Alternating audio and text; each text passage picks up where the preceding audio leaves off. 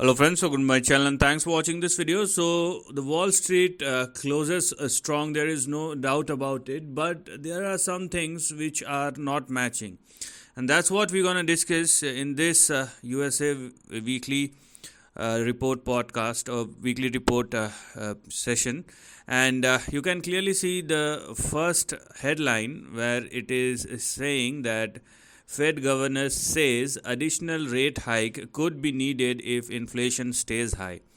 And obviously, generally, market takes this thing very seriously, but instead of that, market closes in green, and the headline you can clearly see.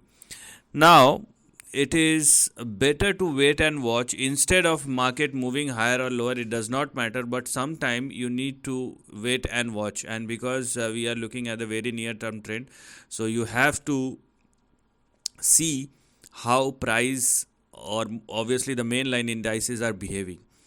Meanwhile, since this headline is there for Tesla, so I have long term trend on Tesla, so you can probably go and check it out over there. Now, what the trend is saying is the most important thing, and that's what we're going to discuss in this particular session. So let's start analyzing the trend. The first one will be, okay, so the first one will be the price chart of Dow Jones over here.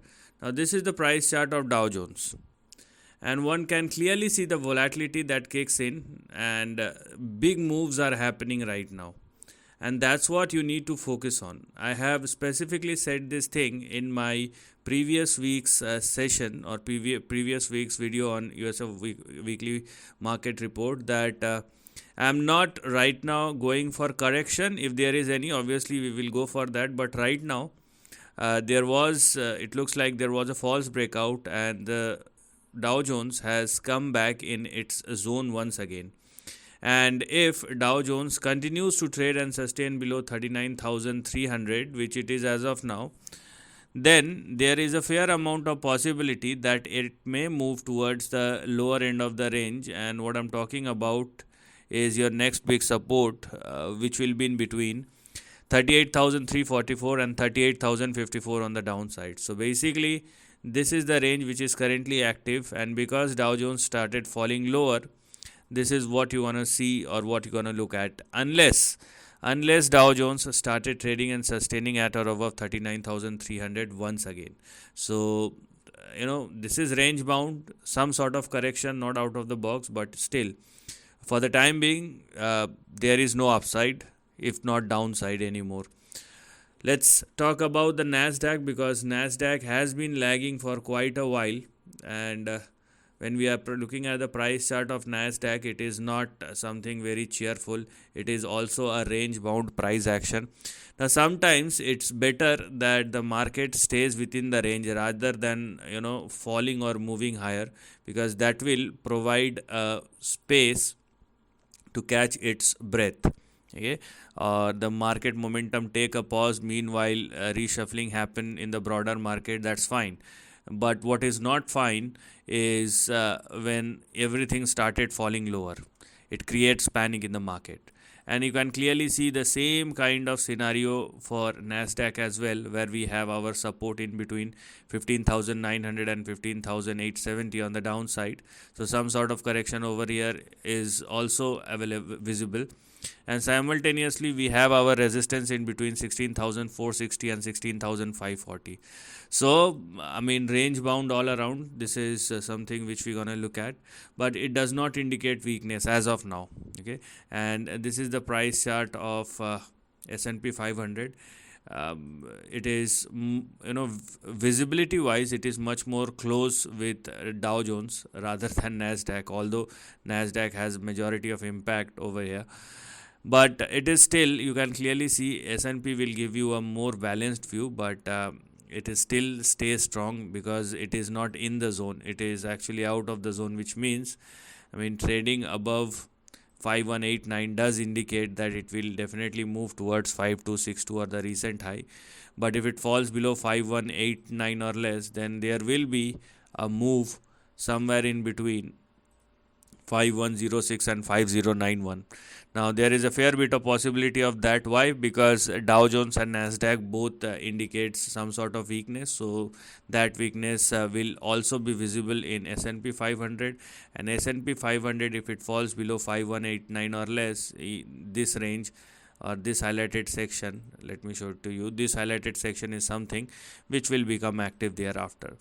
So you need, that's why I'm saying that you need to wait and watch. It's not about market moving higher or lower. Let the price take a pause, or let the price decide, or where it actually going. You just sometime need to wait and watch before jumping in every time, react impulsively, and sometimes we don't know how the market will behave in the near term, and that's why you need to take a pause, wait and watch before you act. It's not about downside or upside. Now let's talk about dollar index, because that's the reason when we say that it's been moving, a market is moving lower. But if you are looking at the price chart of dollar index, this is what the hourly chart is telling you. Although it is down from the highs of 105, but when we do look at the trend, it is more like an expansion. So I would say be aware, because if dollar index moves the way which this particular range is showing, and if it continues to trade, and right now if it continues to trade and sustain above 104, as I have been telling you for the last couple of weeks, then there is a possibility that it may swing somewhere in between 106.5 and 107.3, which may not look quite good for the market. So now comes some degree of alertness, so you have to stay alert over here, because now there there is a visibility of caution that you may look at.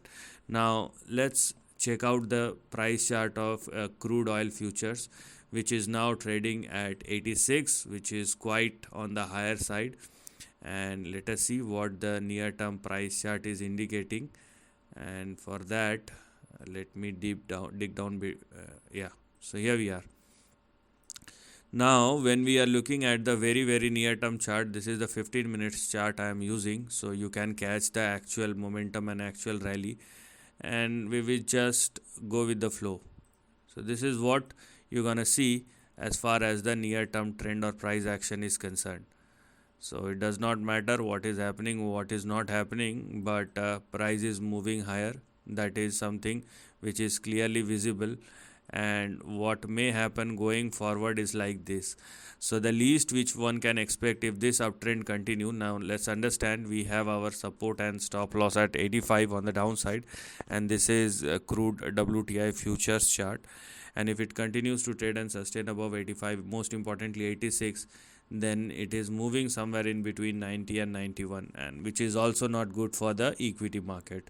So when we are looking at the equity market price action, they looks more of a range bound, but when we are looking at the supportive indicators like oil, crude, which are economic indicators, and dollar index, they are all indicating something negative may happen. So that's why you need to be cautious over here. Let's look at the price chart of gold futures, and what does this indicate? Now gold is making highs, there is no doubt about it, and I have been talking about gold and its next big move. Now please remember, when the gold started moving higher, it is some sort of caution. It is also been taken as some sort of caution, because gold does not move higher until and unless the traditional investors do not believe that there lies any risk. It depends upon where the market is and how you are looking at the market. But yes, gold moving higher, everything moves lower.